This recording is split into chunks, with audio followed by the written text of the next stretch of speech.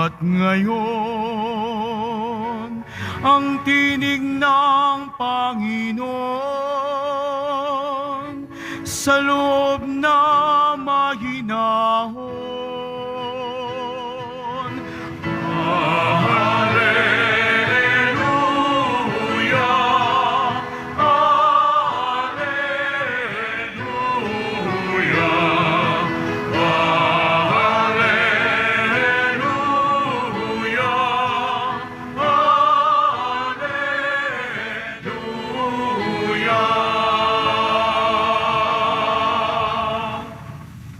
Sumainyo ang Panginoon. At sumaiyo rin. Ang mabuting balita ng Panginoon ayon kay San Lucas. Papuri sa iyo, Panginoon. Noong panahong iyon, sinabi ni Jesus, "Kawawa ka, Corazim! Kawawa ka, Betsaida! Sapagkat kung sa Tiro at Sidon ginawa ang mga kabalalaghan, ginawa rito sa inyo, din sana'y malaon na silang nagdaramit ng sako at naupo sa abo upang ipakilalang sila'y nagsisisi.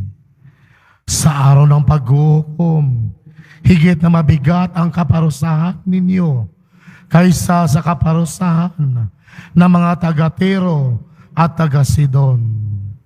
At ikaw, Capernaum, ibig mong mataas hanggang sa langit, ibabagsak ka sa Hades. Ang nakikinig sa inyo'y nakikinig sa akin. Ang nagtatakwil sa inyo'y nagtatakwil sa akin. At ang nagtatakwil sa akin ay nagtatakwil sa nagsugo sa akin." Ang mabuting balita ng Panginoon. Pinupuri ka namin, Panginoong Hesukristo. Maupo muna po ang lahat. Isang mapagpalang araw po sa ating lahat at isang mapagpalang gabi po sa ating lahat dito sa loob at labas ng simbahan ng Quiapo.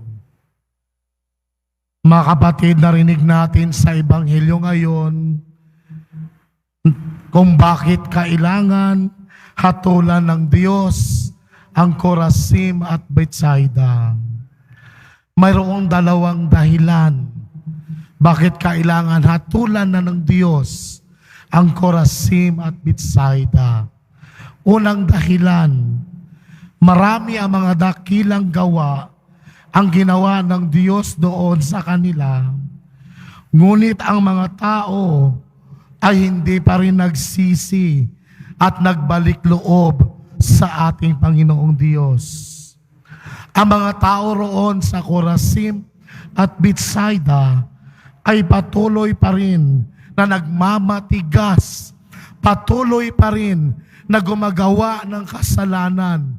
Ang mga tao doon ay patuloy pa rin na hindi sumusunod sa utos ng Diyos. Matigas ang kanilang mga puso. Nanatili silang malamig sa Panginoong Diyos. Kaya ang ating Panginoong Diyos, nais na niyang parusahan ang mga taong ito.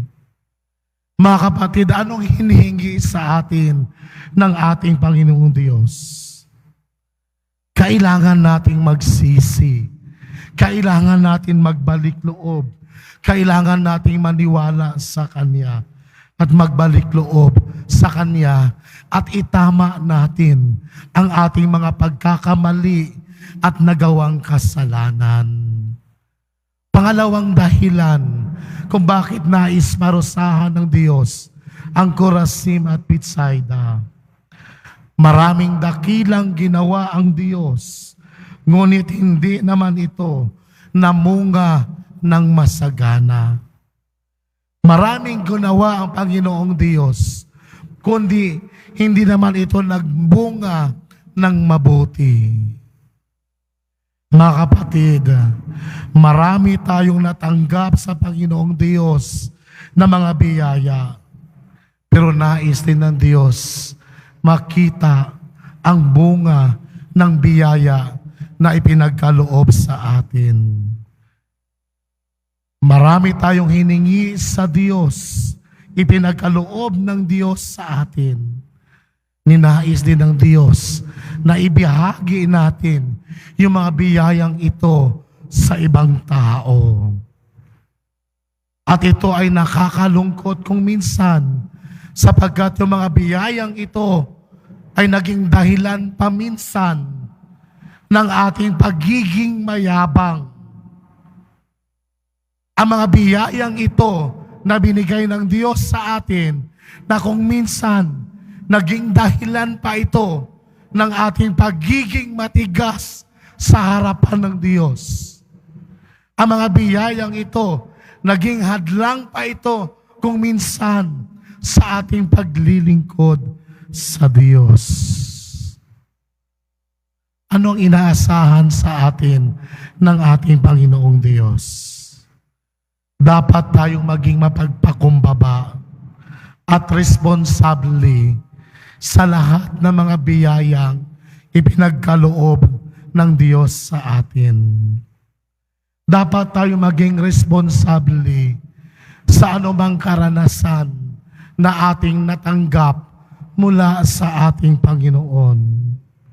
At totoo rin ito sa ating buhay. Kapag marami tayong natanggap na biyaya mula sa Diyos, maraming inaasahan ang ating Diyos sa ating buhay.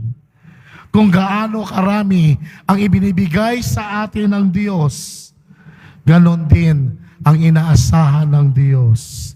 Kapag marami tayong blessing na natanggap sa Diyos, inaasahan tayo ng ating Panginoong Diyos na maging bukas palad at mapagbigay sa ating kapwa. Amen.